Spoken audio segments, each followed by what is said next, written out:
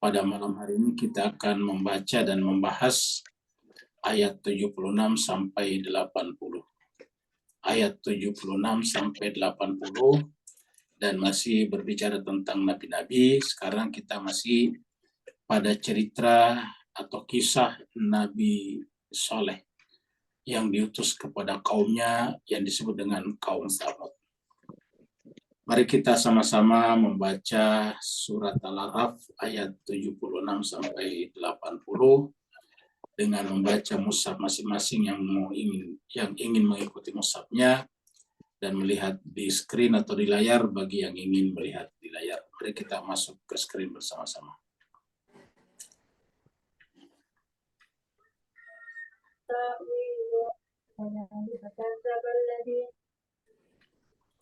A'udzubillahi minasyaitonir Ustaz, ada rajim. Ustaz Safei. Oh iya, Ustaz Safei ya. Jangan sekalian berbahagia karena Ustaz Safei hadir bersama dengan kita. Kita persilakan kepada Ustazna Ustaz Safei Saleh untuk memandu kita, membimbing kita membaca ayat-ayat suci Al-Quran. Kepada Ustazna Ustaz Safei Saleh kita persilakan dengan segala hormat kepada Ustaz. شكرا الحمد لله السلام عليكم ورحمة الله وبركاته. Waalaikumsalam warahmatullahi wabarakatuh.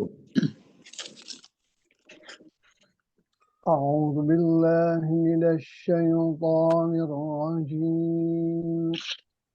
بسم الله الرحمن الرحيم. أعوذ بالله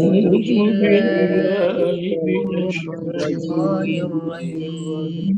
بسم الله الرحمن الرحيم.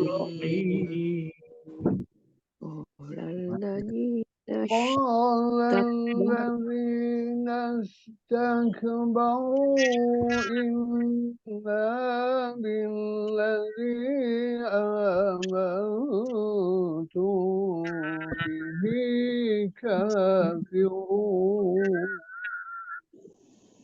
قال الذين استكبروا الذي آمن به كافرون. فعقروا الناقة وعتوا عن أمر بهم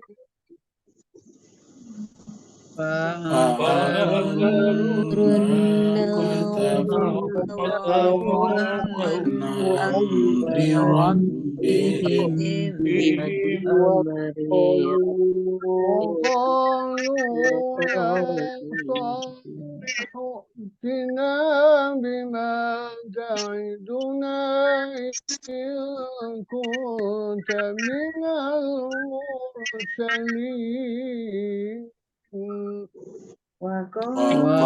وقالوا يا صالح ائتنا بما تعدنا إن كنت من المرسلين. فأخذتهم الرجفة فأصبحوا في دارهم جاثمين. فأخذتهم الرجفة فأصبحوا في دارهم جاثمين. فتولى عنهم وقال يا قوم قد أبلغتكم رسالة فتولى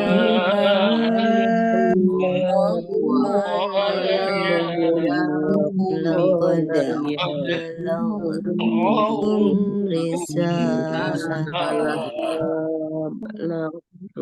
لقد أبلغتكم رسالة ربي ونصحت لكم. لقد أبلغتكم رسالة ربي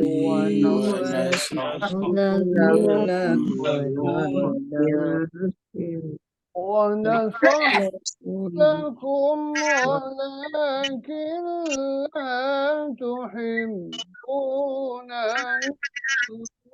الناصحين. ونصحت ولا تحبون الناصحين. ولوطا إذ قال لقومه أتأتون الفاحشة. ولوطا إذ قال لقومه أتأتون الفاحشة ما سبقكم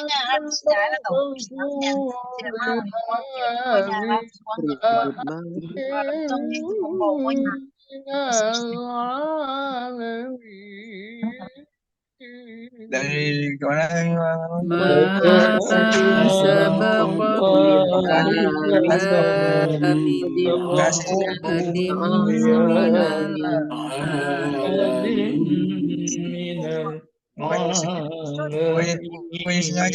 العالمين.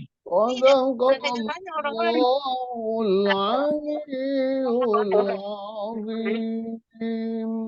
صدق الله العلي العظيم. اللهم صل وسلم وزد وبارك على رسول الله وآله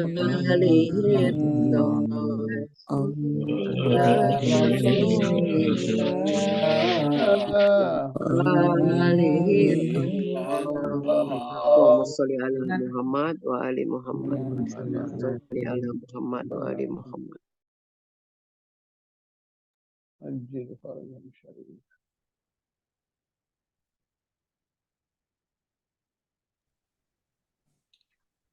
Kita haturkan terima kasih banyak, syukran katsira kepada Ustaz Safi Saleh dari Singapura. Semoga Allah SWT memberkahi beliau, memberkahi keluarganya, dan juga memberkahi Singapura secara keseluruhan, dan juga seluruh umat Islam di seluruh dunia, terutama saudara-saudara kita di Gaza.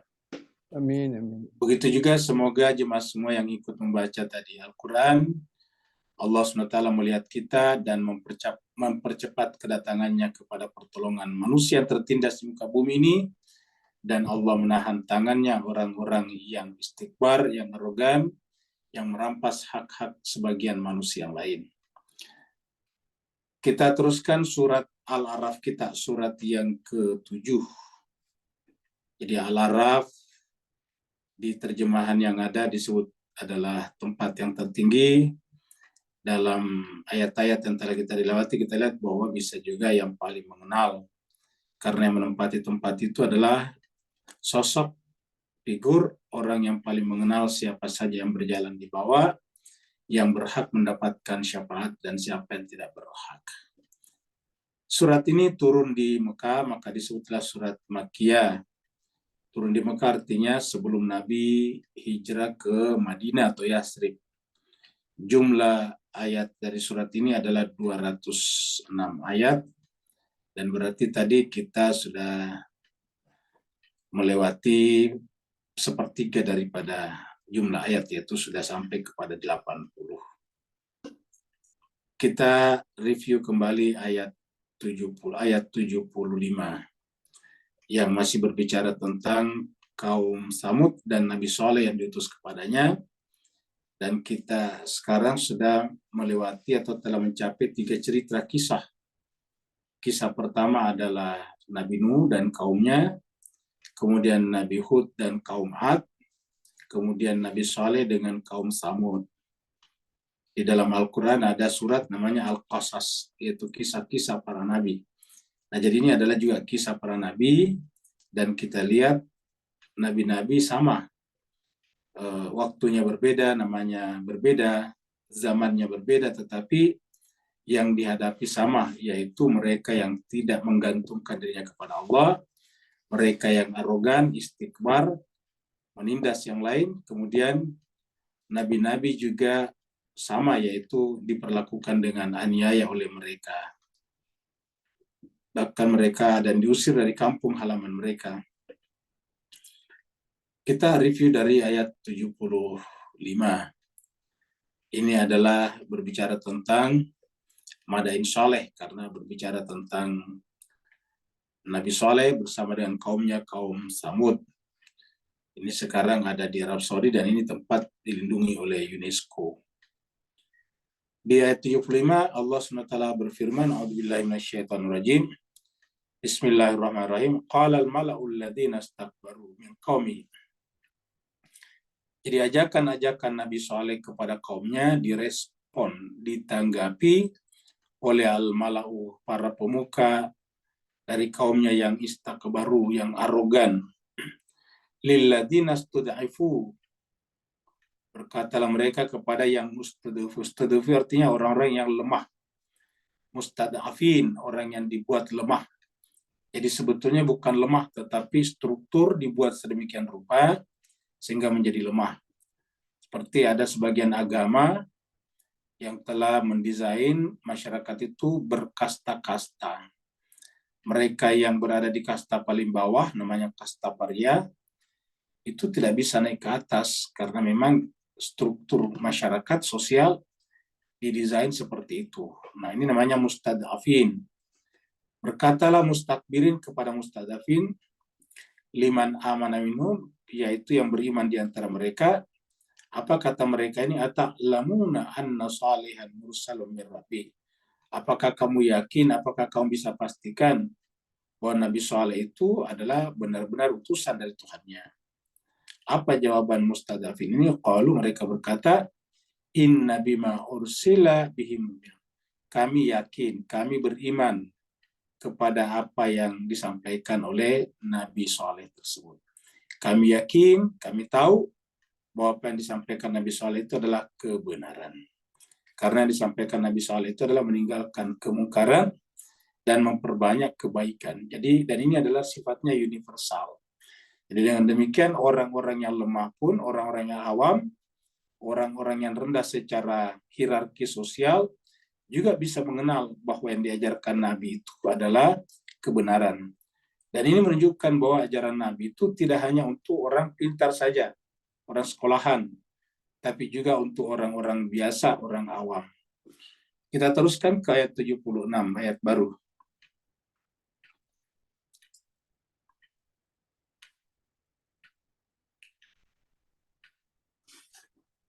Qala alladziina istakbaru, berkatalah orang istikbar, karena tadi mustadafin menjawab bahwa kami beriman kepada apa yang disampaikan oleh Nabi Saleh. Jadi apa yang disampaikan Nabi Saleh kami beriman. Ini kan berarti menyanggah apa yang diklaim, apa yang disebut tadi oleh mustakbirin, yang menganggap bahwa tidak percaya kalau Nabi Saleh itu utusan Tuhan. Kan pertanyaan tadi, apakah engkau yakin? Apakah engkau mengetahui bahwa Saleh itu benar-benar utusan dari Tuhannya? Kata mustadafin tadi, kami beriman kepada apa yang disampaikannya. Nah sekarang, karena dialog masih berlanjut, sekarang gilirannya al-mustakbirin, istakbaru yang berbicara. Qala alladziina istakbaru, berkatalah orang istikbar ini, inna billadzi, sungguhnya kami billadzi kepada yang amantum kalian imani. Jadi berkatalah mustakbirin kepada orang-orang mustadafin tadi, dikatakan kami terhadap apa yang kalian imani, kafirun, menolak, artinya tidak percaya. Kafir itu menolak, tidak percaya kalau Nabi Saleh itu utusan Tuhan. Jadi kami tidak percaya itu. Dan kita jemaah sekalian lihat kenapa mereka menolak sebetulnya. Ini kelanjutan daripada percakapan antara Allah, iblis, dan seluruh malaikat tentang Adam. Ini kata-kata ini pertama kali muncul, dan ini artinya bahwa inilah sikap durhaka pertama yang diperlihatkan oleh makhluk di hadapan Tuhan. Ketika dia tidak mau bersujud. Jadi perintah pertama itu adalah sujud. Dan yang tidak bersujud itu penyebabnya karena aba wastakbara. Jadi di dalam surat Al-Baqarah kita pertama kali ketemu ini sekitar ayat 34. Ketika Allah berfirman, wa yaqulna lil malaikati usjudu li adama fasajadu illa iblis aba wastakbara. Aba wastakbara. Istakbaru sama saja artinya, yang berbeda kenapa istakbara dan istakbaru karena pelakunya. Kalau istakbara itu dia satu individu, satu orang yang istikbar. Kalau banyak istakbaru pakai waw dan mat di sini. Jadi bedanya cuma di situ. Tapi artinya maknanya persis sama. Jadi ketika Allah berfirman kepada seluruh makhluk, usjudu li adama, sujudlah kepada Adam, fasajadu, maka sujudlah mereka semuanya, illa iblis, kecuali iblis. Kenapa tidak sujud? Aba wastakbara. Aba baru wastakbara. Nah, karena dia enggan dan istikbar, menyombongkan diri, yaitu menganggap dirinya lebih mulia daripada Adam, makanya dia tidak mau sujud, maka kemudian dia digolongkan ke dalam golongan kafir. Jadi di surat Al-Baqarah itu dikatakan aba wastakbara wa kana minal kafirin.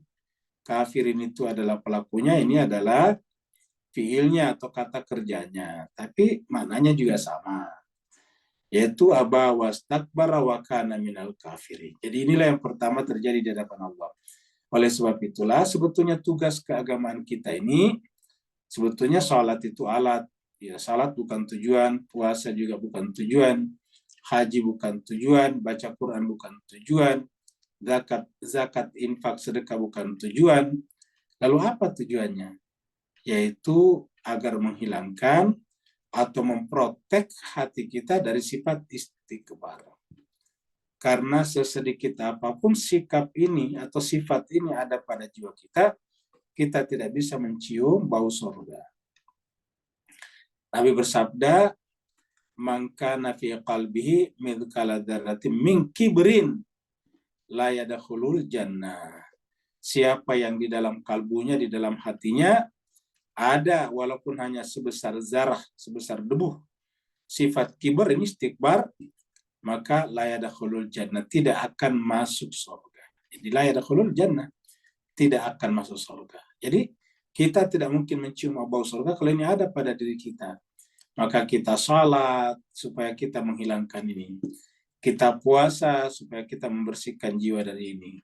Kita berhaji agar kita melucuti sifat-sifat ini dari jiwa kita. Jadi kita beragama untuk menghilangkan ini. Kebahagiaan manusia tergantung ada atau tidak adanya ini. Derajat kebahagiaan manusia tergantung daripada tebal tipisnya sifat ini. Kebahagiaan sejati, kebahagiaan sempurna kita capai sebagai manusia kalau ini bersih dari jiwa kita. Itu yang terjadi pada para nabi dan rasul. Tapi kita rasa-rasanya belum bisa untuk menghilangkan sama sekali ini. Nah, maka kebahagiaan kita bertingkat-tingkat berdasarkan tebal tipisnya sifat ini. Semakin tebal sifat ini, semakin rendah tingkat kebahagiaan kita.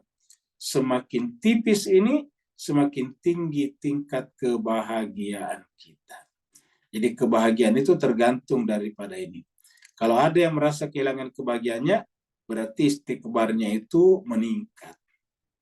Tapi kalau ada yang tiba-tiba merasa sangat bahagia, berarti istikbarnya turun. Jadi inilah yang harus kita hilangkan. Karena tadi kata Nabi, tidak akan mungkin masuk surga, bahkan di ayat lain dikatakan tidak mungkin mencium bau surga, kalau di dalam kalbunya ada sebesar zarah sifat kibar, sifat istikbar. Jadi ini tidak boleh kita pelihara. Kita boleh memelihara ayam, kambing, sapi di rumah kita masing-masing, yaitu di kebun-kebun kita, di perkebunan kita, peternakan kita. tapi tidak ada gunanya memelihara sifat istikbar di dalam kandang-kandang jiwa kita masing-masing. Harusnya kandang-kandang jiwa kita harus dibersihkan dari sifat-sifat ini, supaya yang bertakhta di sana, di arasy itu, hanya Allah Rabbul Alamin. Kita lihat di sini ayat yang mirip ya. Surat Ghafir, surat 40 ayat 47. 40, 43, Ghafir 40, nama lainnya surat Al-Mu'min. Wa idh yatahajjuna finnari.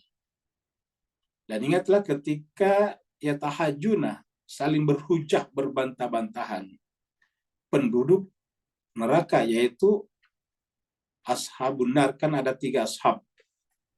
Ada ashabul jannah, ada ashabun nar, dan ada ashabul araf. Nah, ini adalah ashabun nari berbantah-bantahan. Jadi di dalam neraka mereka saling mencelah satu sama lain, saling berbantah-bantahan satu sama lain, saling mengejek satu sama lain, saling mengecam satu sama lain, yaitu finnar di dalam neraka. Fayaqulu du'afa'u, maka berkatalah orang yang du'afa, jadi yang lemah dulu berkata karena merasa dikorbankan. Jadi fayaqulu du'afa'u lilladzina istakbaru, berkatalah du'afa kepada orang yang istakbaru. Berkatalah mustadafin kepada mustakbirin. Apa kata mustadafin ini? Inna kunna, sesungguhnya kunna kami dulu di dunia, lakum terhadap kalian mustakbirin, tabaan adalah pengikut. Ya, kalau pemilu raya kami mencoblos kalian. Bicara tentang agama kami ikut kalian. Tabaan, ittiba kepada kalian. Karena kami di dunia ittiba kepada kalian, fahal antum mughnuna anna nasiba minan nar. Maka adakah kalian sanggup ini mughnuna, melepaskan anna dari kami, membebaskan kami, nasiba minan nar, sedikit saja. Nasib itu bagian, melepaskan kami, bagian kami dari neraka. Karena kami dulu di dunia adalah tabaan lakum, kami adalah pengikut ittiba kepada kalian. Maka bisakah kalian melepaskan kami dari azab api neraka? Ya. Itu yang diminta coba. Di akhirat, di neraka malah. Sudah di neraka ini ceritanya. Ya. Yatahajjuna finnari, mereka saling berbantah-bantahan di neraka. Ya. Apa kata mustakbirin ini? Qala alladzina istakbaru, berkatalah kaum mustakbirin ini, inna, sungguhnya kami, kullu, semua, inna kita ini, kami dan kalian, yaitu kami mustakbirin dan kalian mustadafin, kullun, masing-masing, fiha, sudah berada di dalam neraka. Karena kita sudah ada dalam neraka, yang tidak ada gunanya berbantah-bantahan, kata mustakbirin. Inna Allah, karena sesungguhnya Allah, pada hakama, telah menghakimi, Allah telah menghakimi, Allah telah menetapkan hukum, memvonis bainal ibad, di antara hamba-hambanya. Ini nggak ada gunanya. Ini yang kita masuk neraka ini adalah keputusan Tuhan. Keputusan Tuhan. Jadi tidak bisa kita salah menyalahkan lagi. Wa qala alladziina finnari li khazanati jahannam. Dan berkatalah mereka semua yang ada di neraka. Wa qala alladziina finnar, dan berkatalah alladzina, orang-orang yang finnar, yang ada di dalam neraka. Jadi disebut dengan ashabun nar. Jadi yang dibicarakan ini ada ashabun nar. Ashabul jannah sudah kita lewati. Ini ashabun nar yang berbicara di antara mereka, yang saling berbantah-bantah, dan terakhir mereka berkata kepada li khazanati jahannam, kepada penjaganya neraka jahanam. Nih. Jadi berkatalah mereka penghuni neraka li kepada khazanati jahannam, penjaga-penjaganya neraka jahanam. Ya. Uda'u rabbakum, berdoalah kepada Tuhan kalian. Maksudnya ini penjaga neraka minta kepada penjaga neraka. Kenapa penjaga neraka? Karena tadi minta kepada mustakbirin tidak bisa, sama-sama ahli neraka. Kita tidak bisa melepaskan diri dari sini karena ini sudah keputusan Tuhan, kata tadi mustakbirin. Maka sekarang mereka datang kepada penjaga neraka jahanam. Yang menurut mereka penjaga neraka jahanam itu punya otoritas untuk juga membebaskan manusia. Maka harapannya supaya penjaga neraka jahanam ini menggunakan otoritasnya untuk meminta kepada Tuhan. Uda'u rabbakum, mintalah, berdoalah kepada Tuhan, mintalah kepada Tuhan kalian. Yukhaffif anna, agar Tuhan berkenan meringankan. Jadi bukan melepaskan lagi, tapi minimal meringankan. Yukhaffif anna. Jadi ini kan menjelaskan kepada kita betapa beratnya nanti neraka jahanam itu. Sampai begitu beratnya neraka jahanam, mereka tidak minta lagi dikeluarkan, tapi cukup diringankan saja. Kan berat sekali. Yukhaffif anna, supaya Tuhan berkenan meringankan kami. Yauman, satu hari saja. Yauman itu satu hari. Minta diringankan juga bukan selama-lamanya, cuma satu hari saja. Yauman minal azab, dari azab.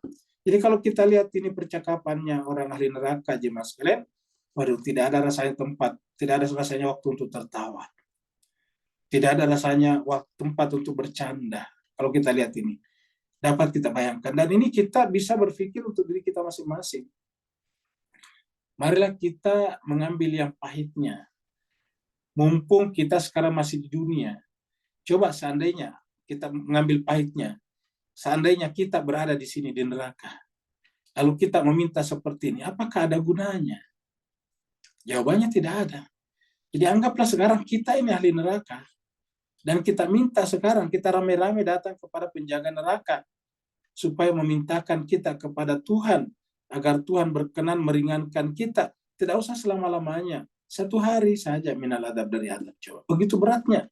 Jadi sedemikian beratnya sampai tidak minta dikeluarkan dari neraka. Karena dia pikir tidak mungkin. Dia hanya minta diringankan. Diringankan juga bukan selama-lamanya. Cuma sehari saja. Yauman minal adab. Nah inilah ayat-ayat seperti inilah jemaah sekalian. Harusnya menginspirasi kita untuk benar-benar menganggap agama ini sesuatu yang serius. Dunia adalah permainan dan senda gurau, tapi agama tidak boleh dijadikan permainan dan senda gurau. Sekarang terbalik, kita manusia ini menjadikan dunia sebagai sesuatu yang serius, sungguh-sungguh, dan kita menjadikan agama sebagai permainan dan senda gurau. Kan terbalik. Harusnya dunia inilah yang permainan dan senda gurau, karena hanya sesaat saja, bersenang-senang dalam tanda petik saja. Kita lahir, menjaga kesehatan, sekolah, setelah sekolah tamat, kita kerja, menikah. Membangun rumah tangga sendiri, menikah, punya anak. Anak-anak kita besarkan. Setelah anak-anak besar, menikah satu persatu, berpisah semuanya. Masing-masing sudah punya rumah, kita tinggal sendiri lagi. Dengan istri kita atau suami kita di rumah masing-masing. Lama-kelamaan semakin lemah. Rumah yang kita anggap kecil sekarang sudah terasa besar sekali. Karena kita tidak bisa lagi menjangkau seluruh sudut-sudutnya. Lama-kelamaan kita bahkan tidak bisa bangun lagi. Akhirnya kita kembali kepada Allah melalui pintu yang namanya kematian. Jadi inilah kehidupan kita. Makanya dunia inilah yang harusnya jadi permainan dan senda gurau, kata Al-Quran. Bukan agama yang dijadikan permainan dan senda gurau. Kita lihat di ayat-ayat sebelumnya bahwa ada orang menjadikan agama sebagai permainan dan senda gurau. Ya. Jadi harusnya dunia dan kehidupan ini dianggap sebagai permainan dan senda gurau, bukan sesungguhnya. Akhirat itu adalah yang sesungguhnya. Maka kita tidak boleh bermain-main. Seperti dapat jemaah sekalian bayangkan kalau kita seperti ini. Ya. Kita datang kepada mereka yang kita anggap menyesatkan kita, ternyata jawabannya seperti ini. Kemudian kita datang kepada penjaga neraka untuk minta diringankan, bukan selamanya, tapi satu hari. Tapi apa jawaban mereka ini? Jawaban penjaga neraka. Qalu nih. Penjaga neraka berkata, awalam taku ta'tikum rusulukum. Apakah tidak datang atau belum datang kepada kalian? Ta'tikum itu datang kepada kalian. Rusulukum, rasul-rasul yang diutus untuk kalian. Bil bayinati, dengan membawa keterangan yang jelas, yaitu kitab suci.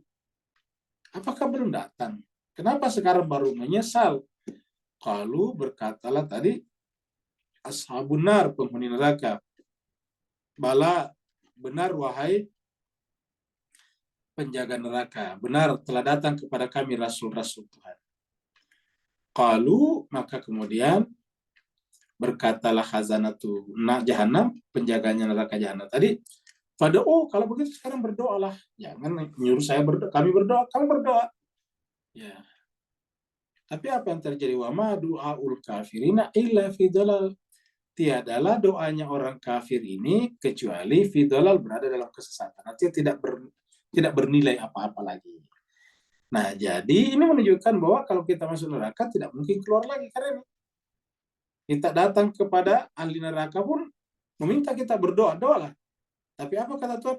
Ya, doanya orang yang sudah masuk neraka itu adalah dalal. Maksudnya itu sia-sia. Dalal di sini artinya sia-sia. Nah, jadi inilah yang harus kita khawatirkan dalam kehidupan kita, jemaah sekalian. Karena cepat atau lambat kita akan sampai ke sana. Siapa? Ya, di mana letaknya nih? Di depan kita. Di mana? Kita tidak tahu di mana kapannya. Tapi ada di depan kita. Entah sebentar malam, entah esok pagi, entah esok siang, entah esok malam, entah pekan depan, entah pekan berikutnya, entah bulan berikutnya, entah tahu, kita tidak tahu. Tapi dalam satu hari itu hanya ada 7 hari. Satu pekan, satu minggu hanya ada 7 hari. Yaitu Ahad, Isnain, Minggu atau Ahad, Senin, Selasa, sampai Sabtu. 7 hari. Sekarang hari ini adalah hari Jumat. Dan akan tiba masanya di salah satu hari yang 7 hari ini. Misalnya sekarang Jumat, akan tiba masa ada Jumat, di mana Jumat itu merupakan Jumat terakhir bagi kita. Akan tiba masa di mana hari Sabtu itu adalah hari Sabtu terakhir bagi kita. Akan tiba masa suatu hari Minggu itu adalah hari Minggu terakhir bagi kita. Akan tiba suatu masa di mana hari Senin itu adalah hari Senin terakhir bagi kita. Akan tiba masa kita akan sampai pada hari Selasa, di mana hari Selasa itu adalah hari Selasa terakhir bagi kita. Akan tiba masanya. Makanya jemaah sekalian, kesempatan sekarang kita masih ada, karena berdasarkan Al-Quran ini, di akhirat semuanya sudah sia-sia. Wa ma du'aul kafirina illa fi dhalal. Tiadalah doanya orang-orang kafir itu kecuali berada dalam kesesatan, ataukah yaitu sia-sia. Kita artikan ini sia-sia.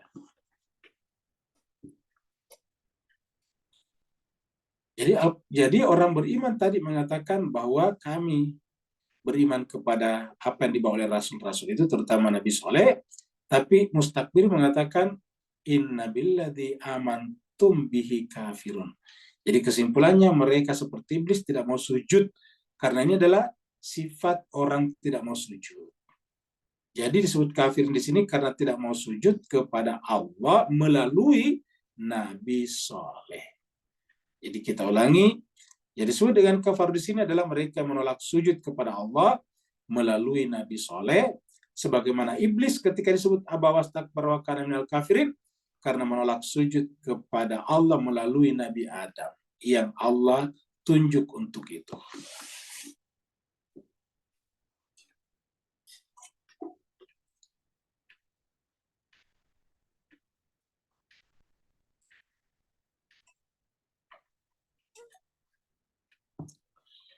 Lalu apa yang terjadi dengan kaum Nabi Saleh tadi yang mustakbirin, sehingga mereka masuk ke dalam neraka tadinya? Ya. Fa'akarun naqatah. Ternyata mereka menyembelih. Kata-kata akaru sebetulnya bukan menyembelih. Kalau menyembelih itu kan adalah dzabah itu menyembelih. Ya. Atau kaudahiyah. Makanya kan disebut dengan Idul Adha. Fadzabahu itu menyembelih. Kalian ya fa'aqaru. Kita artikan saja ini, maka mereka membunuh, ya.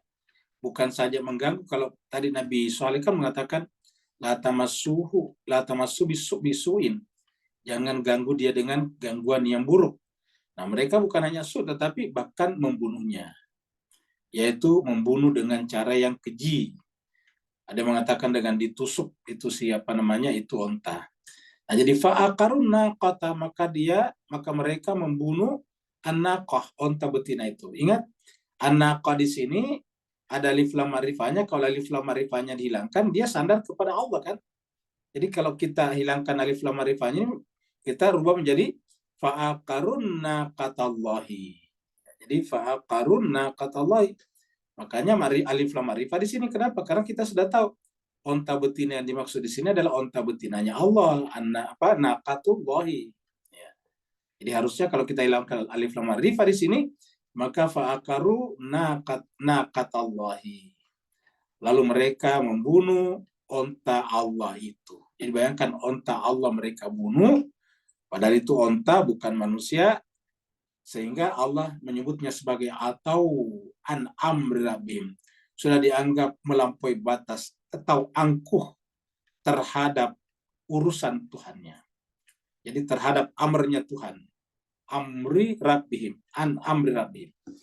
Jadi cuma onta Allah saja dibunuh, dan itu adalah hewan, tetapi sudah disebut dengan atau. Bagaimana mereka membunuh para nabi, rasul, dan orang-orang suci? Bagaimana dengan orang-orang membunuh orang-orang yang bahkan terkait dengan nabi? Seperti kita tahu bahwa Sayyidina Ali bin Abi Thalib, yang merupakan sepupu dan sekaligus menantu daripada nabi, yang ayahnya Ali memelihara nabi waktu masih kecil, waktu masih ditinggal kakeknya dan ibunya. Bahkan kemudian Abu Talib lah yang memberikan perlindungan kepada Nabi pada saat Nabi Muhammad diganggu oleh kaumnya. Tetapi sepupu dan menantu Nabi ini pun juga dibunuh dengan cara sadis di sebuah masjid di Kufah. Bukan hanya Ali, tetapi juga anaknya yang pertama, yaitu Hasan diracun, Husain dipenggal kepalanya di Karbala setelah dipanah dan ditombak dan sebagainya. Kemudian anaknya yang perempuan dipermalukan, diarak dengan kaki dirantai, ya, jilbabnya ditarik-tarik, masuk ke kota Kufah. Ya, bayangkan. Nah, ini onta saja sudah disebut atau an-amr. Jadi kenapa kita ulang-ulang ini? Supaya kita ini sekarang memperbaiki di mana kita berada. Karena di akhirat itu sebetulnya sangat menentukan di mana kita berada. Jangan-jangan kita berada di belakangnya juga kaum mustakbirin. Kan mustakbiran itu bukan berarti tidak percaya Tuhan, mereka juga beragama. Tetapi mereka tidak mau sujud kepada Adam. Iblis itu beragama, ingat, iblis itu beragama. Sedemikian pintarnya agamanya iblis bisa berkomunikasi dengan Allah. Coba. Bisa berbicara dengan Allah langsung. Lalu apa masalahnya dengan iblis? Cuma satu saja. Iblis itu tidak mencuri, iblis tidak berzina, iblis tidak merampok, iblis tidak korupsi. Apa yang dilakukan iblis? Cuma satu, tidak sujud kepada Adam yang Allah perintahkan kepadanya. Jadi gara-gara itu saja. Dan itu sudah menjadi alasan untuk menyebut iblis sebagai aba wastakbara dan semuanya ditempatkan di neraka. Coba kita lihat. Jangan-jangan kita ini berada di belakangnya iblis tanpa kita sadari. Ini penting jemaah sekalian, karena hidup ini cuma sekali. Hidup ini cuma sekali. Kalau kita sudah terlanjur meninggal dunia, disolatkan, dimandikan, dikafankan, disolatkan, dan dikuburkan, ya nggak akan pernah bisa kembali ke dunia lagi. Nggak akan pernah selama-lamanya. Makanya kematian itu disebut sebagai pintu tidak bisa kembali, the door of no return. Pintu di mana kita tidak bisa kembali lagi kalau sudah melewati pintu kematian itu. Jadi ini bukan main-main jemaah sekalian. Jadi inilah fa'akarunna qataw atau an amrabim wa qalu, seraya mereka berkata, coba setelah mereka membunuh tadi ini, setelah mereka menyembelih atau membunuh ontanya Allah tadi ini, sehingga ini atau ini adalah penilaian Allah, dan mereka itu adalah orang yang menyombongkan diri, angkuh atas perintah Tuhannya. Setelah mereka melakukan kesombongan ini, ya, kemudian mereka datang kepada Nabi Saleh. Qalu, mereka berkata kepada Nabi Saleh, ya Saleh. Ya Saleh maksudnya wahai Saleh, Nabi Saleh maksudnya. Wahai Saleh, i'tina bima ta'iduna. Sekarang kami telah menyembelih onta yang kamu bilang onta Tuhan itu. Sekarang kami bukan hanya mengganggunya, tapi kami telah membunuhnya. Sekarang i'tina bima ta'iduna. Coba datangkan kepada kami apa yang kamu ancamkan kepada kami. Bahwa kalau kami membunuh, kalau kami mengganggu onta itu, kami akan diazab oleh adab, mengingat sebelumnya. Adzabun alim, adab yang pedih. Itu kata Nabi Saleh kepada kaumnya. Nah sekarang wahai Saleh, kami telah membunuh onta itu. bukan hanya mengganggunya tapi telah membunuhnya, maka wahai Saleh, cobalah datangkan kepada kami bima ta'iduna, apa yang kamu janjikan kepada kami, in kunta minal mursalin, jika kamu termasuk rasul. Jadi kalau kamu memang utusan Tuhan, ya coba kamu mengancam kami, kalau kami membunuh onta ini, kami akan dapat azab yang pedih. Coba mana azab itu? Kira-kira begitulah. Coba mana? Dia katakan mana azab itu, kata mereka. Jadi kita lihat di sini jemaah sekalian. Ya, jadi kita baca 2 ayat ini, surat 54. Ini surat Al-Qamar ayat 27. Inna mursilun naqata fitnatan. Kami mengirim onta itu, ini mursilun naqata. Jadi kata-kata mursil ini adalah mengirimkan naqah. Berarti kan naqah ini termasuk rasul Tuhan juga dalam tanda petik ya. Karena kami mengirimkan naqah, onta betina itu. Sebagai apa? Sebagai fitnah, cobaan, ujian, lahum bagi mereka. Nah setelah kamu wahai Saleh mendeklarasikan tentang onta itu kepada mereka, maka coba tunggulah. Fartaqib wastabir. Coba tunggu bagaimana perlakuan mereka kepada onta itu dan bersabarlah dalam menghadapi kenyataan yang pahit seandainya mereka melakukan itu. Jadi ini seperti ini. Wa nabihum annar alma'a qismatun. Jadi setelah onta itu tadi, ini onta ini jadikan sebagai ujian. Wa nabihum, dan kami beritakan kepada mereka, yaitu kepada kaumnya Nabi Saleh, yaitu kaum Samud. Kami beritakan tentu melalui Nabi Saleh, annal ma'a, bahwa air yang ada di muka bumi ini kismatun bainahum, harus dibagi, harus adil, termasuk hewan juga harus dapat, termasuk ontanya tadi Allah, nakat Allah tadi. Jadi air itu harus dibagi bainahum di antara mereka. Jadi artinya setiap makhluk harus dapat, termasuk onta tadi itu harus dapat. Tidak boleh dimonopoli oleh satu kelompok manusia. Bahkan tidak boleh dimonopoli oleh seluruh manusia dan hewan-hewan tidak dapat, tidak boleh. Kullu syirbin muhtadar. Setiap yang butuh minum harus dapat. Setiap yang butuh minum harus dapat. Kita artikan muhtadar itu dihadirkan, dapat. Jadi setiap yang butuh minum harus dapat, termasuk onta itu. Jemaah sekalian, ini pesan Allah kepada kaum Saleh melalui Nabi Saleh, kaum Samud melalui Nabi Saleh. Bahwa onta ini kamu harus berikan air, karena kamu harus berbagi dengan mereka. Dan ini yang terjadi pada cucunda Nabi, yaitu Imam Hussein di Karbala. Setelah dikepung berhari-hari, habis airnya, tidak diberikan akses. Padahal di Karbala itu siapa saja di antara jemaah sekalian pernah ke Karbala akan mengetahui bahwa itu tidak jauh dari situ sudah sungai Furat, sungai Efrat. Lalu kenapa Al-Husain tidak bisa? Dan sungai Efrat itu sungai yang lebar, banyak airnya, tidak pernah kering. Kenapa bisa kelaparan? Ya karena tidak diberikan tempat. Ya, dia tidak kism, dia tidak berbagi. Ya, dia tidak berbagi. Makanya cerita kita 2 hari lalu, bahwa ketika bayinya Imam Hussein itu kemudian kehausan, menangis karena air susu ibunya itu sudah habis, dan minta kepada pasukan bentukan Ibnu Ziyad melalui perintah Yazid bin Muawiyah bin Abu Sufyan ini, Imam Hussein mengatakan bahwa kalau kamu tidak memberikan kepada kami akses air, tidak apa-apa, tapi kepada bayi ini.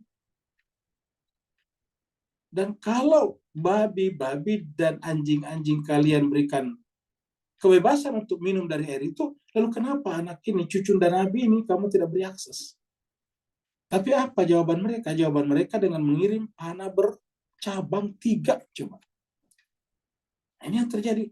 Padahal pada zaman Nabi Saleh ini cuma apa? Cuma onta. Tapi disebut dengan nakatullah. Mereka tidak mau berbagi dengan onta itu, sehingga mengundang malapetaka bagi mereka. Ini kita lihat lagi surat Al-Isra. Surat 17 ayat 59. Wa ma mana'na an nursila bil ayati.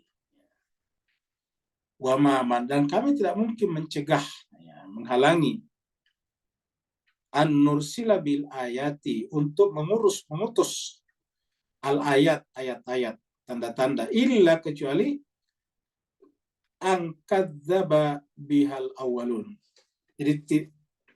Jadi kami selalu mengutus rasul, tanda-tanda, ayat-ayat kepada manusia karena sebelumnya, kita menggunakan bahasa sederhana, karena sebelumnya awal itu orang-orang terdahulu telah mendustakannya.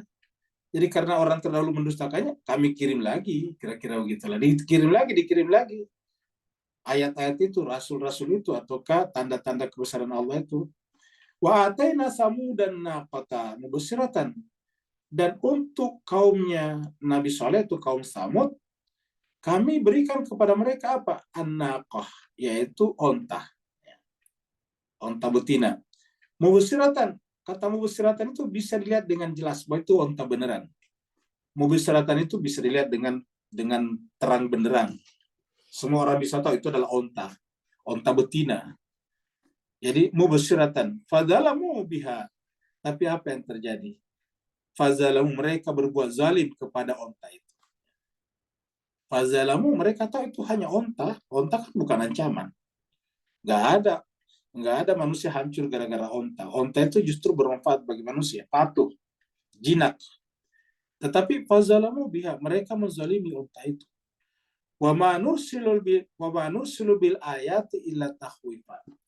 Padahal kami mengutus atau mengirim ayat-ayat itu atau mujizat-mujizat seperti itu, tujuan kami tiada lain tahwifa, untuk membuat mereka khauf, menumbuhkan khauf dalam jiwa mereka kepada Allah, kepada azab. Jadi kan kita sudah bicara sebelumnya, kita itu jiwanya harus punya dua sayap kanan, sayap kiri, yaitu ada namanya khauf dan ada namanya raja. Kita sudah bahas ini di pembahasan kita surat Al-An'am sebelumnya. Jadi ada kata-kata berdoalah tadarruan wa khufyatan. Ada juga berdoalah dengan kata khaufan wa tam'an. Kita sudah bahas ini. Jadi kami mengirim ayat-ayat itu agar mereka itu khauf, menumbuhkan rasa takut pada jiwa mereka. Tetapi alih-alih mereka takut, mereka justru durhaka. Fakadzabuhu, akhirnya mereka mendustakan Nabi Soleh dengan sengaja memotong atau membunuh onta betina Allah tersebut. Akhirnya apa yang terjadi? Fakadathumur rajfah. Maka 3 hari kemudian, jadi kan tadi datang kepada Nabi Soleh. Wahai Nabi Soleh, kami telah membunuh onta yang kamu anggap sebagai onta Tuhan itu. Sekarang coba datangkan apa yang Allah Tuhan janjikan kepada kami, bahwa kami akan ditimpa azab. Mana azab itu? Nah, ternyata Nabi Saleh mengatakan, baiklah kalau begitu kamu kembali ke rumah masing-masing. Di rumah makanlah sepuas-puasnya. Pada hari yang ketiga azab itu akan datang. Nah, mereka semakin tidak percaya, mana dia masih diberi kesempatan 3 hari. Kembali ke rumahnya makan dengan enak, kan nggak ada azab. Ternyata pada hari yang ketiga, fa'akadat humur rajifatu, maka gempa itu tiba-tiba datang. Mereka ditempa gempa, tiba-tiba bumi di bawah mereka berguncang seguncang-guncangnya. Sehingga apa yang terjadi kemudian? Rumah-rumah mereka roboh dan tertimpa mereka oleh rumah-rumah mereka. Ya, rumah-rumah mereka terbuat daripada tanah, terbuat daripada batu, maka kemudian ketika roboh, maka fasbahu fi darihim jasim, maka mereka semuanya mati bergelimpangan di rumah-rumah mereka, tertimpa oleh rumah-rumah mereka karena goncangan gempa itu yang sangat dahsyat. Iya. Jadi inilah yang terjadi pada saat itu. Mereka berkata, waqalu ya Salih utina bima ta'iduna in kunta minal mursalin. Mereka datang seperti itu, menantang Nabi Saleh. Kalau kamu memang seorang rasul minal mursalin, coba datangkanlah apa yang kamu janjikan itu. Nah, ini adalah contoh bekas tempat yang telah terkena gempa. Rumah-rumah itu hancur habis.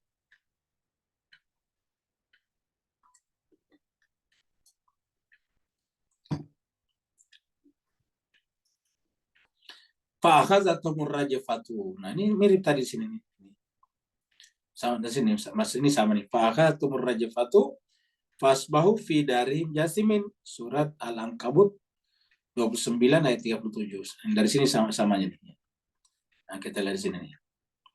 Fa'akhazathumur rajfatu fasbahu fi darihim jasim. Jadi sama sampai di sini. Ya. Maka kemudian datanglah gempa itu menimpa mereka. Ar-rajfah itu gempa. Ya. Gempa bumi. Datanglah gempa bumi itu menimpa mereka, maka fasbau menjadilah mereka semuanya fidarim di rumah-rumah mereka jasimin, mati bergelimpangan. Jadilah mereka mati bergelimpangan di rumah-rumah mereka. Kenapa di rumahnya? Karena kan tadi Nabi Saleh bilang, ya sudah kalau begitu kamu kembali ke rumah masing-masing, makanlah sepuas-puasnya, makanlah yang kamu ingin makan dalam 3 hari ini, karena hari yang ketiga maka azab itu akan datang. Benar saja pada hari yang ketiga fa'akhadhathumur rajfatu fasbahu fi darihim jathimin. Maka pada hari yang ketiga itu datanglah gempa yang sangat mengguncang, maka kemudian mereka semuanya mati berkelimpangan di dalam rumah-rumah mereka.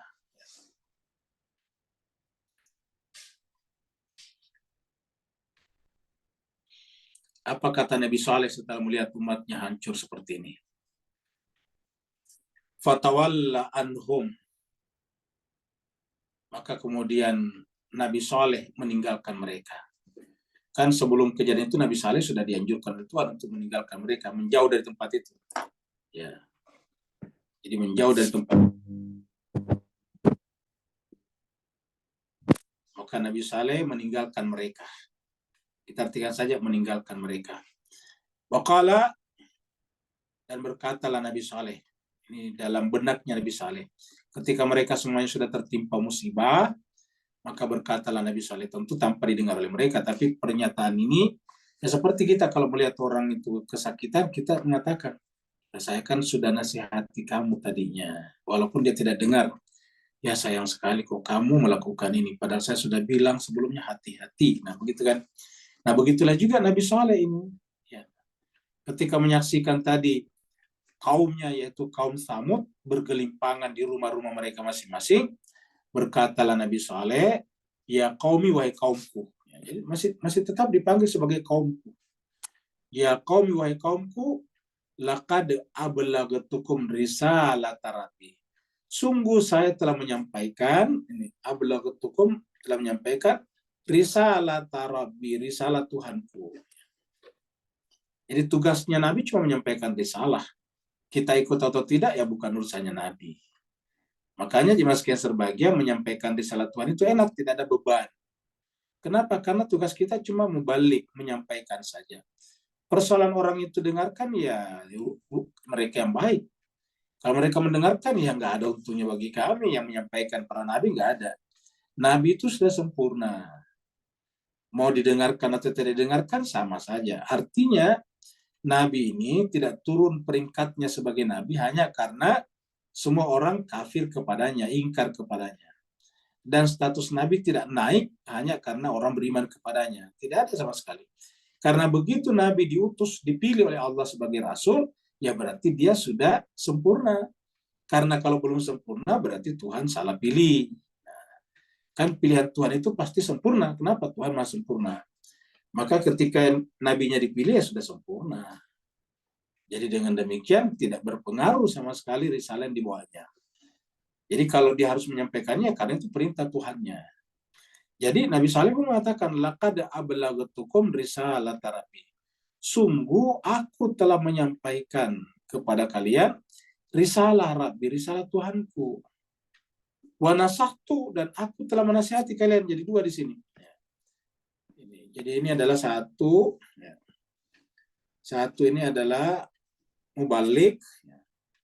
Yang kedua di sini adalah nasihat. Nasihat. Jadi Nabi itu adalah penasehat kita sebetulnya, menasihati. Ablagtukum risalata rabbi wa nasahtu lakum, dan aku telah menasihati kalian. Walakin akan tetapi la tuhibbuna nasin. Kalian tidak suka nasihat. Nah, jadi salah satu tanda-tanda kita termasuk kaum yang akan diazab adalah tidak suka nasihat, tidak mau dinasihati. Karena begitu kita tidak cinta ini, begitu kita tidak cinta kepada nasihat, kan berarti kita egoistik. Bahasa awamnya keras kepala namanya. Kita termasuk keras kepala, stubborn. Jadi kita itu adalah keras kepala. Kenapa tidak boleh dinasihati? Jadi orang yang baik itu mau dinasihati. Tapi kalau orang tidak baik, tidak mau dinasihati. Nah, di sini kita lihat ini. Nabi mengatakan, wa nasahtu lakum, aku telah menasihati kalian. Walakin akan tetapi la tuhibbuna nasin. Sayangnya kalian ini tidak suka nasihat. Bahwa memang ada juga nasihat yang menyesatkan. Iya, seperti nasihatnya iblis kepada Adam Hawa di surat Al-Araf juga, ini di awal-awal kita bicarakan. Mereka juga mengaku sebagai penasehat. Nah, tetapi nasihatnya salah karena bertentangan dengan apa kata Tuhan. Kan Tuhan sudah jelas mengatakan, jangan makan. Datanglah iblis mengatakan, makanlah, saya menasihatin. Itu kan jelas karena bertentangan.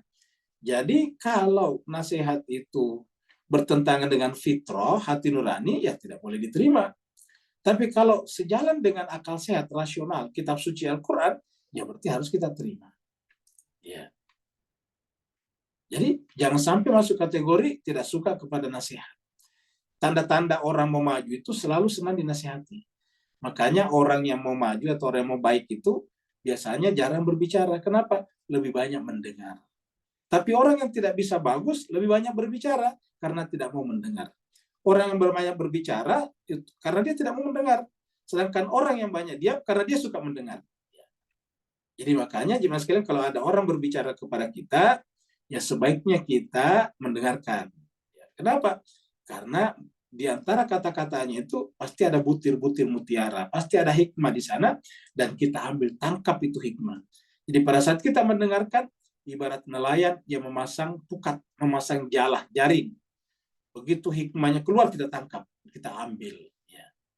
Yang bukan hikmah, yang buruk ya jangan kita ambil, tapi yang hikmah kita ambil. Karena Nabi mengatakan, atau Imam Ali mengatakan, hikmah itu adalah miliknya orang beriman. Di mana saja menemukannya, maka ambillah. Nah, bagaimana caranya? Mau mendengarkan nasihat. Ya, jadi kita harus mau mendengarkan nasihat. Nah, coba kita lihat ini. Nabi Musa saja, kenapa Nabi Musa tidak dibunuh oleh Fir'aun? Bahasa zahirnya begitu. Ya, batinnya tentu ditolong oleh Allah. Tetapi zahirnya adalah karena dia mendengarkan nasihat. Mari kita lihat di sini. Di surat Al-Qasas, surat 28 yang tadi kita sebutkan. Al-Qasas ini bentuk jam dari kisah. Qasas itu kisah-kisah. Kisah-kisah para nabi. Ini ada ayat 20. Ketika Nabi Musa meninggalkan Mesir dan menuju ke Madian. Wajah arajulun min aqsal madinati yas'a. Dan datanglah seseorang dari pojok kota yang jauh. Yas'a, berjalan dengan cepat, bergegas. Ini mirip dengan surat Yasin. Kan di surat Yasin ada juga ini jemaah sekalian. Wajah arajulun min aqsal madinati. Wajah amin aqsal, kalau di surat Yasin, wajah amin aqsal madinati rajulun yas'a qala ya qaumi ittabi'ul mursalin ittabi'u man la yas'alukum ajran wa hum muhtadun. Akan itu di surat Yasin. Ini juga ada di surat Al-Qasas juga. Wajah arajulun min aqsal madinati. Dan datanglah seseorang dari pojok kota yang jauh, yas'a, bergegas. Ya. Qala, seraya berkata kepada Musa, ya Musa, wahai Musa, innal mala'a ya'tamiruna bika. Karena kan kemarinnya itu Nabi Musa tanpa sengaja membuat meninggal tentaranya Fir'aun. Nah sekarang kemudian ternyata ini meninggalnya tentara ini sampai di telinganya istana Fir'aun. Sehingga meetinglah mereka, rapatlah mereka, dan dimusyawarahkanlah mereka. Ternyata keputusannya Musa harus dibunuh. Dari mana mengupingnya? Yaitu dari rajulun ini. Rajulun ini sebetulnya orang dalam istana. Rajulun ini juga yang disebut di dalam surat Al-Ghafir, surat Mu'min. Ya, di surat Mu'min ada disebutkan ini, rajulun ini. Ya, jadi inilah yang selalu menasihatinya orang baik ini. Ya. Dan memang yang namanya orang baik, walaupun tidak kelihatan berpihak kepada Nabi Musa, bahkan berada di lingkungan, di lingkaran Fir'aun, tetapi ketika menyangkut masalah prinsip, dia harus keluar. Ya, ada juga orang yang mengaku tidak terlalu dia mengaku Islamnya bagus, tetapi tidak membela umat Islam hanya karena siasat. Tapi kalau sudah penting seperti pembunuhan Palestina sekarang, harusnya bersuara. Tapi ada orang tidak mau bersuara, takut kehilangan jemaahnya, takut kehilangan umatnya, takut kehilangan undangan ceramah. Ya. Ada sampai sekarang nggak mau bicara, pada sudah 42.000 orang dibunuh di Gaza. Luar biasa. Tapi tetap aja tidak mau berbicara. Nah, sedangkan orang yang berada di dalam Fir'aun yang disebut dengan bertaki ataukah tidak menunjukkan secara zahir, tapi ternyata sampai pada tingkat prinsip berbicara. Ini termasuk wajah rajulun min aqsal madinati yas'a. Nah, ini yang disebutkan di dalam surat Ghafir di sini. Tadi kan kita surat Ghafir 37. Nah, kalau kita mundur ini, ya, surat Ghafir tadi. Nah, surat mana tadi surat Ghafir?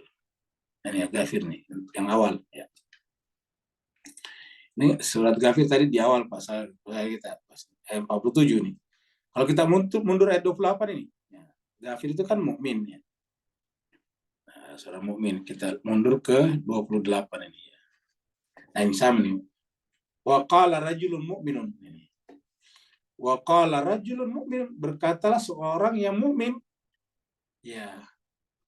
Yang tadi di sini tadi min aqsal madinati, dari pojok kota yang jauh. Kalau di surat Ghafir ini di sini disebut dengan mukmin.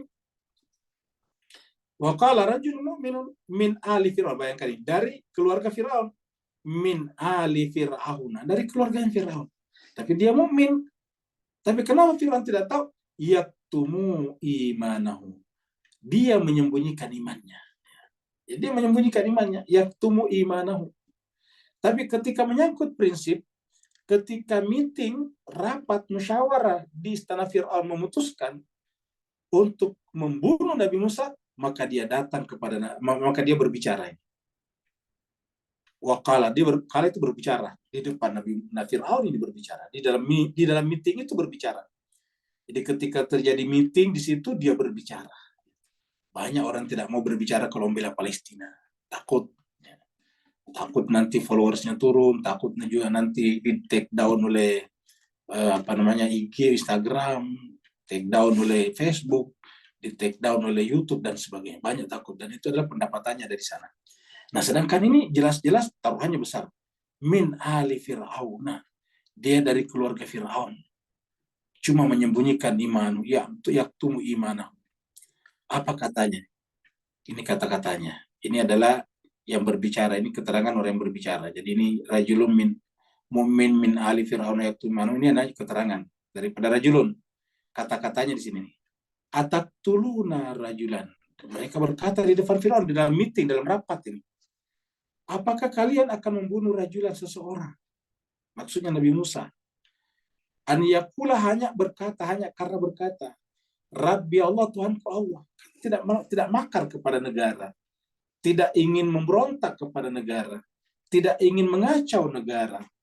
Tidak memprovokasi orang untuk membunuh Fir'aun. Kan enggak. Cuma mengatakan, Rabbi Allah, Tuhanku adalah Allah. Ataktuluna, apakah kamu akan membunuh dia hanya karena berkata Tuhanku Allah? Wa qad ja'akum bil bayyinati min rabbikum. Sementara orang itu, yaitu Nabi Musa, telah mendatangkan kepada kalian keterangan-keterangan yang jelas dari Tuhan, yaitu sebelumnya misalnya ada wabah belalang hilang berkat Nabi Musa meminta kepada Tuhannya. Ada wabah katak kodok, Nabi Musa menghilangkannya dengan berdoa.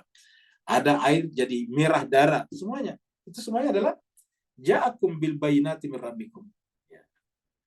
Wa in yaku kadziban, kalau orang itu berdusta, misalnya dia berdusta bahwa dia utusan Tuhan, ternyata ternyata bohong, fa'alaihi kadzibu, bukankah itu adalah tanggung jawab dia sendiri? Dustanya ya dia tanggung jawab sendiri. Artinya kalau dia berdusta ya urusan dia, tidak merugikan kita. Wa in yaku shadiqan, tapi bagaimana kalau dia benar? Wa in yaku shadiqan, bagaimana kalau dia benar?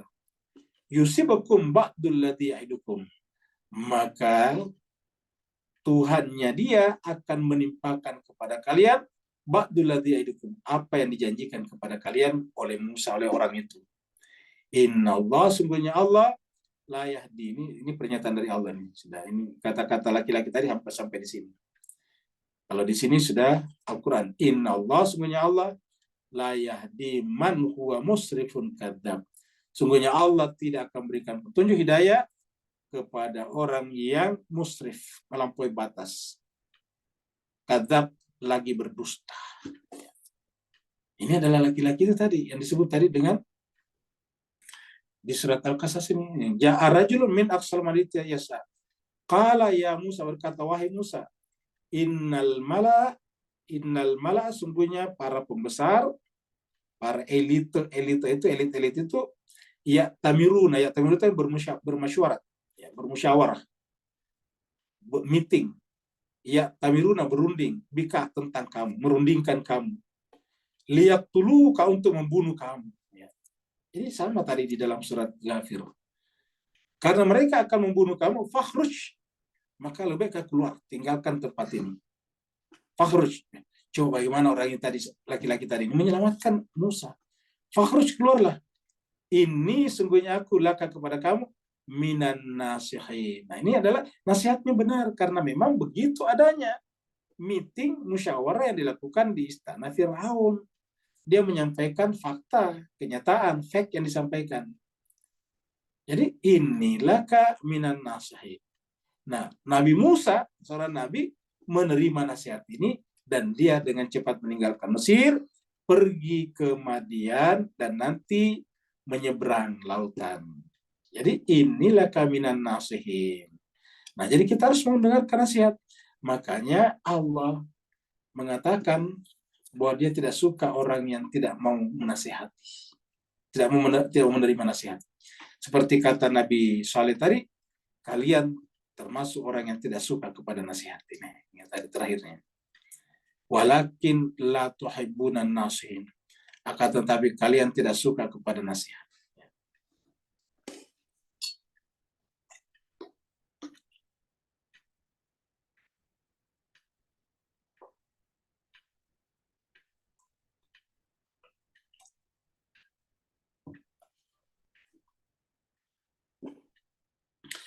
Walutan, nah sekarang ceritanya pindah ke Nabi Lut. Jadi ayat 80 ini adalah cerita Nabi Lut.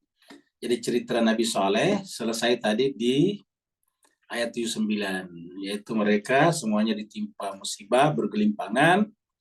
Lalu kemudian Nabi Saleh menutup semua cerita dengan kata-kata, kaumku kalian hancur padahal aku telah menasihati kalian. Aku telah menyampaikan risalah Tuhan kepada kalian.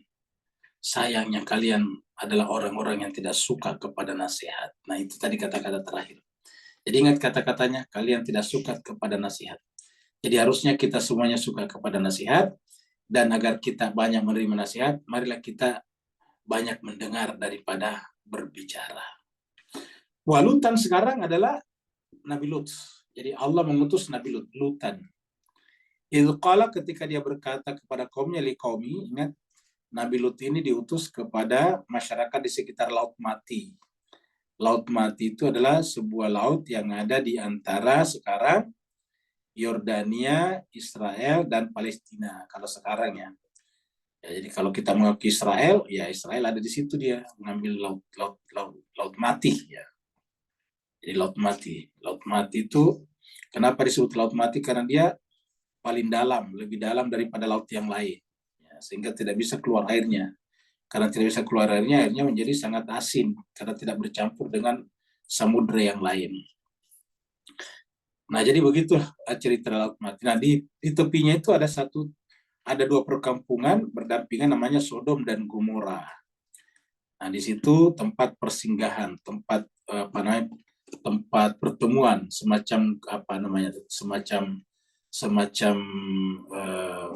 persimpangan. Jadi kalau orang dari berbagai tempat ketemunya di situ. Biasanya berhenti di situ, menginap di situ, istirahat di situ. Nah, Nabi Lut itu diutus ke Sodom dan Gomora itu. Dan siapa yang mengutusnya? Allah melalui Nabi Ibrahim. Jadi ini adalah, ada yang mengatakan ini dari sepupu Nabi Ibrahim. Ya. Dia juga sama-sama Nabi Ibrahim meninggalkan Babilonia ketika Nabi Ibrahim diusir oleh Raja Namrud. Walutan iz qala liqaumi, dan Nabi Lut ketika berkata kepada kaumnya, atatun al-fahisyata, mengapa kalian melakukan perbuatan keji? Kata perbuatan keji itu adalah yaitu homoseksual. Ya. Nanti kita ketemu di pembahasan selanjutnya lebih rinci. Masabakakum biha min ahadim minal alamin. Belum ada orang, sabakakum itu belum ada sebelumnya.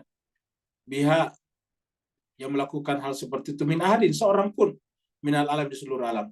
Jadi ayat 80 ini memberikan informasi kepada kita bahwa perbuatan pertama tentang homo itu adalah di Sodom dan Gomora, yaitu di Mediterania sana, di Timur Tengah. Ya. Karena ini kata-katanya, masabakakum biha min ahadin minal alamin. Di sini disebutkan dengan bahasa halus al-fahisyatan. Ya. Coba kita lihat di sini. Surat Al-Ankabut, surat 29 ayat 28. Walutan, dan Nabi Lut maksudnya, dan kami juga utus Nabi Lut kepada kaumnya, yaitu kepada kaum Sodom dan Gomora. Iz qala liqaumi, ketika dia berkata kepada kaumnya, innakum lata'tunal fahisyata. Ini sama dengan tadi. Sungguhnya kalian ini benar-benar mendatangi, melakukan perbuatan fahisyah, perbuatan keji, perbuatan yang sangat menjijikkan. Masa bakakum biha min ahadin minal alamin. Yang belum ada seorang pun yang melakukan itu sebelum kalian di seluruh alam. A'innakum latatuna rijalan, ini dia penjelasannya. A'innakum, kenapa kalian mendatangi laki-laki? Maksudnya mencampuri laki-laki. A'innakum latatuna rijala wa taqta'una sabila. Kata-kata wa taqta'una sabila itu memutus jalan kalau secara bahasa. Dan memutus jalan kenapa? Orang-orang yang jalan ke sana dihadang oleh dia. Lalu kemudian diperkosa. Nah ini dia. Wa taqta'una sabila. Wa ta'tuna fi nadikum al-munkar. Dan kalian mendatangi ini, ta'tuna itu melakukan, kita artikan saja melakukan, mendatangkan. Fi nadikum, di tempat. Kata-kata nadi itu sebetulnya kita artikan sebagai tempat penginapan. Ya. Kamu melakukan, mendatangi. Ta'tuna itu sebetulnya kamu mendatangi tamu-tamu penginapan itu untuk melakukan kemungkaran. Jadi kita artikan begitu. Kalian mendatangi tempat-tempat penginapan itu untuk melakukan kemungkaran, itu memperkosa mereka.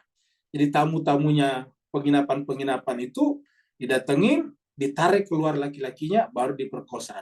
Seperti itu. Ya. Famakana jawab qaumi, maka tiada jawaban kaumnya illa kecuali anqalu, berkata, aitina bi adzabillahi in kunta minasarin. Coba jawabannya itu menantang. Jawaban mereka mengatakan, kalau kamu yang benar, in kunta minasadiqin, ya wahai Nabi Lut, wahai Lut, kalau kamu yang benar, aitina bi adzabillah, cobalah datangkan azab Allah kepada kami. Coba. Jadi alih-alih mendengar, mereka justru menantang. Wahai Nabi Lut, in kunta minas shadiqin, kalau kamu yang benar, maka itina bi adzabillah. Datangkan azab Allah itu kepada kami. Kami siap menerimanya. Seperti itu. Nah, jadi jemaah sekalian sebagian menunjukkan bahwa intinya semuanya adalah istikbar, menyombongkan diri terhadap urusan Allah Subhanahu wa taala, sehingga mereka benar-benar nantinya akan dihukum oleh Allah Subhanahu wa taala. Dengan demikian jemaah sekalian berbahagia, ya mudah-mudahan kita ini jangan masuk kategori tadi istakbar atau mustakbirin, orang yang ada sifat kibir dalam jiwanya, dan tanda orang yang punya kibir dalam jiwanya yaitu tidak mau menerima nasihat. Ketika tidak menerima nasihat, maka semua yang terlarang pun dilakukannya. Bahkan yang bukan hanya sekedar terlarang, yang tabu. Ya. Kan ada yang terlarang tapi tidak tabu. Misalnya laki perempuan bukan mahram kan tidak boleh bersentuhan sebelum menikah, itu dilarang, tapi tidak tabu. Kenapa? Karena memang laki perempuan. Tapi ini tabu, apa artinya tabu? Itu tidak lazim laki dengan laki-laki, tapi mereka pun melakukannya. Dan hebatnya lagi, setelah melakukannya dengan kekerasan, yaitu mengeluarkan para tamu-tamu penginapan, mereka datang kepada Nabi Lut menantang supaya didatangkan azab Allah kepadanya kalau memang Nabi Lut itu mengaku sebagai Rasulullah ataukah mengaku benar dengan risalah yang dibawanya. Mudah-mudahan kita jemaah sekalian dengan ayat-ayat ini bisa mengobati sifat istikbar kita, karena inilah juga menyebabkan kekacauan di mana-mana. Sifat istikbar itulah yang menyebabkan Ukraina menjadi korban. Sifat istikbar itulah yang menyebabkan bangsa Palestina juga menjadi korban. Bahkan sifat istikbar inilah yang menyebabkan banyak negara di dunia yang teramat sangat miskin, sementara ada negara di utara sana yang teramat sangat memboros, yang teramat sangat berfoya-foya hidupnya dengan mengambil harta kekayaan dari negara-negara yang miskin tersebut. Kenapa? Karena sifat istikbar mereka. Terima kasih banyak. Kalau benar dari Allah Subhanahu wa Ta'ala, kalau salah dan khilaf adalah dari kesalahan dan kehilafan Al-Fakir, mohon dimaafkan dan ditinggalkan untuk selamanya. Yang mau bertanya dipersilakan. Ustaz, Bonim Ustaz. Waalaikumsalam. Ya, ini Pak Gadim dulu, silakan Gadim ya. Oke, Ustaz, di ayat 76 Ustaz. Ayat 76. Ya, silakan. 76 Ustaz. Nah, ini Ustaz. Nah, baru kata antum kan ini Ustaz apa? Kalau kita kan kalau sholat sama zikir dan sholat itu kan untuk menjaga kan Ustaz kan. Kalau misalnya kita apa gunanya untuk mempelajari sirah, dan kedua apa fungsinya kita apa berdoa kayak Imam Mahdi Al Ta'ala kayak seperti Allahumma kuni walika wajati bin Hasan. Menurut antum gimana tuh Ustaz? Baik, jadi yang paling pertama itu adalah ma'rifat kepada Allah. Dan kita tidak bisa ma'rifat kepada Allah kalau tidak ma'rifat kepada diri sendiri. Doa itu tidak banyak membantu kita kalau kita tidak berusaha. Dan usaha itu bergantung pada ma'rifat, pengetahuan. Makanya kan sebetulnya agama ini mengajarkan kita ada istilah amrun bainal amraini. Ada satu urusan di antara dua urusan, yaitu antara kekuasaan Tuhan dan ikhtiar kita. Jadi Allah memberikan kepada kita otoritas untuk berusaha untuk ikhtiar.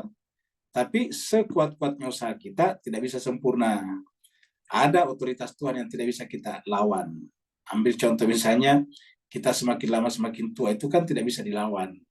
Kita pasti akan mati itu ketetapan. Jadi dengan demikian kita wajib berusaha, tetapi tidak semua usaha kita sempurna. Maka oleh sebab itulah kita harus mempertemukan antara usaha dan doa. Tapi ingat, harus dipertemukan, tidak boleh hanya doa saja. Usaha itu adalah wilayah kita, doa itu adalah wilayah Tuhan. Seperti itu. Dengan demikian, kenapa kita berdoa? Supaya kita tidak dilanda penyakit istikbar tadi. Karena kalau kita tidak berdoa, kita merasa yang hasil itu adalah murni dari usaha kita. Padahal di sana ada sahamnya, ada share-nya Allah Subhanahu wa Ta'ala. Dengan demikian harus kita usaha.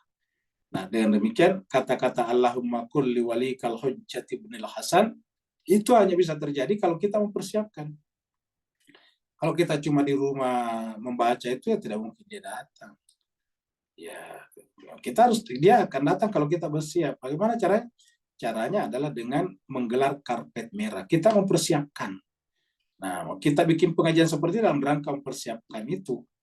Karena semakin banyak yang mempersiapkan ini, berarti kan semakin banyak orang yang merindukan kebenaran dan keadilan. Semakin banyak orang merindukan kebenaran dan keadilan, maka semakin sempit ruang hidupnya para pelaku kezaliman dan pelaku istikbar tadi. Sekarang berikutnya Pak Nur, silakan Pak Nur. Alhamdulillah, barakallahu fi azza wa jalla. Boleh tolong rumuskan bahawa ringkasnya, walaupun yang minoriti tadi dan kaum lemah tadi ingin low profile, mengamalkan kebenaran yang jelas oleh fikiran yang rasional tadi, tapi pemimpin-pemimpin yang mempunyai konsepsi-konsepsi yang disokong oleh majoriti itu akan selalu memaksa atas dengan gunakan kuasa politik kemewahan mereka atas yang minoriti tadi. Dan ini adalah satu trend tradisi di mana pun ini. Beri pencerahan tak berapa apa. Baik, terima kasih banyak Pak Nur. Jadi kita singkatkan, ringkaskan pertanyaan Pak Nur dengan satu kata, yaitu demokrasi. Jadi jemaah sekalian, dunia ini adalah namanya lagi memperjuangkan demokrasi. Tapi kita perlu sampaikan bahwa filosof pertama yang sangat terkenal itu justru tidak setuju dengan demokrasi, yaitu Socrates. Socrates itu adalah filosof besar, boleh dikata sebagai guru pertama. Dialah yang mengajari Plato, Plato kemudian mengajari Aristoteles, lalu kemudian kita kenal ilmu pengetahuan yang sampai sekarang ini. Socrates tentu masih ada sebelumnya, tetapi dianggap sebagai orang yang paling sempurna pengetahuannya pada saat itu adalah Socrates. Karena Socrates itu bukan hanya sekedar berkuliah, tetapi orangnya sederhana, sangat-sangat sederhana. Ya. Bahkan tidak punya gedung, tidak punya tempat, dia hanya mengajari orang di bawah pohon-pohon sambil berjalan. Makanya filsafat disebut dengan filsafat peripatetisme. Kenapa? Karena berjalan-jalan, masyaiyah, berjalan-jalan. Nah, Socrates itu tidak setuju dengan demokrasi, karena tadi demokrasi kan artinya suara terbanyak. Nah, dan ternyata korban pertama demokrasi itu adalah Socrates sendiri. Jadi ketika akan dihukum itu di voting hukumannya. Nah, kebanyakan yang memberi suara itu tidak setuju kepada Socrates, karena dianggap terganggu kedudukannya dengan kuliah-kuliah Socrates yang mencerdaskan masyarakat Yunani pada saat itu. Karena semakin cerdas orang kan semakin tidak menyukai orang yang buruk. Nah, sedangkan banyak orang yang buruk yang duduk di Dewan Kota pada saat itu. Maka kemudian mereka di voting, maka mayoritas ternyata kemudian menginginkan Socrates dihukum mati. Maka Socrates pun dihukum mati dengan dipaksa minum racun. Al-Quran mengatakan kalau kamu mengikuti kelompok yang banyak, niscaya kamu akan tersesat. Ya. Jadi artinya apa? Bahwa bukanlah majority atau kelompok besar yang menentukan. Yang menentukan itu adalah kebenaran. Betapa banyak kelompok besar itu justru keliru. Ya. Dengan demikian inilah cacat daripada demokrasi. Belum lagi dengan orang-orang mau berkuasa mempengaruhi orang banyak, kan harus banyak. Nah, pengaruh orang banyak akhirnya menggunakan money politics, politik uang. Money politics artinya apa? Harus ada modal, harus punya capital untuk membayar orang-orang. Tidak menjadi rahasia lagi bahwa di negara-negara demokrasi termasuk di kita itu butuh uang yang banyak. Di Amerika sekalipun yang menyebut dia sebagai kampiun demokrasi, kita lihat di sana ya pemenangnya nanti tergantung dari siapa yang paling banyak donasi yang diterima dari para supporter, para pendukungnya. Jadi artinya apa? Ketika nanti dia menjadi presiden, ya tentu harus berutang budi kepada pemberi donasi pada saat mereka berkampanye, campaign. Ya. Nah, jadi cuma sekitar ini kekurangan demokrasi sebetulnya. Ya. Jadi oleh sebab itulah demokrasi kalau kita terima harus dikawal dengan sistem yang lebih ketat. Sehingga tidak pure, tidak murni memberikan suara kepada mayoritas, karena suara mayoritas itu bisa disalahgunakan. Al-Quran mengatakan, ya, betapa banyak kelompok yang kecil bisa mengalahkan kelompok yang besar atas izin Allah. Artinya apa? Kualitas. Dalam Al-Quran dikatakan bahwa 10 orang sabar bisa mengalahkan 200 orang sabar. 1 berbanding 20. Jadi 10 bisa mengalahkan 200. Ya. Kenapa? Kalau dia sabar. Ya. Jadi sabar itu artinya apa? Kualifikasi. Jadi kualitas itulah sebetulnya menentukan, bukan kuantitas. Sayang seribu sayang, demokrasi itu cenderung bersifat kuantitas, bukan kualitas. Quantity dan bukan quality. Ya. Harusnya quality, bukan quantity. Nah, ketika nanti quantity, apa yang terjadi kemudian? Ya, sistem masyarakat yang dibangun bukan berdasarkan merit, bukan berdasarkan meritokrasi, tapi berdasarkan plutokrasi. Siapa yang paling tinggi, siapa yang paling banyak hartanya dan sebagainya, paling tinggi pangkatnya, paling tinggi kedudukannya, dia paling banyak peluang untuk mendapatkan dukungan. Namanya plutokrasi. Bukan karena kapasitas dan kapabilitas, tetapi karena banyak uang dan pengaruh. Nah, inilah jemaah sekalian berbahagia dilemanya demokrasi. Oleh sebab itulah demokrasi harus dikawal dengan sistem yang lain yang lebih ketat, yang harusnya ada di atasnya. Inilah yang kemudian kita lihat bahwa ada negara-negara demokrasi tapi masih ada di atasnya. Contohnya dalam sistem monarki, di bawah ada trias politika tapi di atasnya masih ada raja. Di Iran di bawahnya ada demokrasi tapi di atasnya ada ulama. Nah, seperti itulah. Jadi harus dikawal ketat agar apa? Agar tidak disalahgunakan untuk kepentingan kemudaratan orang banyak. Ada lagi yang lain?